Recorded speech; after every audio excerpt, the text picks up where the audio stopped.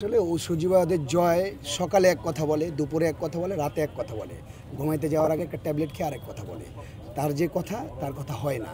সে ওই বিদেশে পালিয়ে গিয়ে বিদেশে বসে বসে তার নেত্রী, তার মা, তার যে বাবা ছিল শেখ মুজিবুর রহমান, সেও কিন্তু 1971 সালে এই বাংলাদেশ থেকে পালিয়ে গিয়েছিল যুদ্ধ করার ভয়ে। এটা তো আপনারা জানেন সবাই।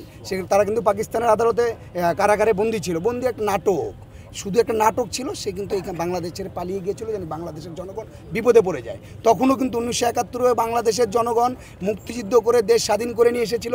তারপরে শেখ মুজিবুর রহমান এসে আবার 75 আমাদের 74 দুর্ভিক্ষ ঘটিয়েছিল।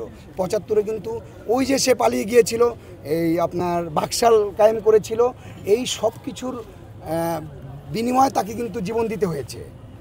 অনেক এর বিনিময়ে কিন্তু জীবন দিতে হয়েছে।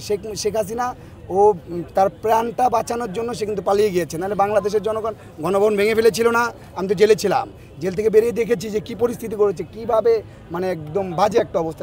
গণভবন তো ভেঙে ফেলেছিল। ও যদি আর একটা ঘন্টা থাকতে পারতো বাংলাদেশের জনগণ পাড়ায় মেরে নিত। ঠিক আছে। আর বাংলাদেশে আওয়ামী লীগের রাজনীতি, শেখ হাসিনার রাজনীতি, শেখ হাসিনার পরিবারের রাজনীতি কবর হয়ে গিয়েছে, শেষ হয়ে গিয়েছে।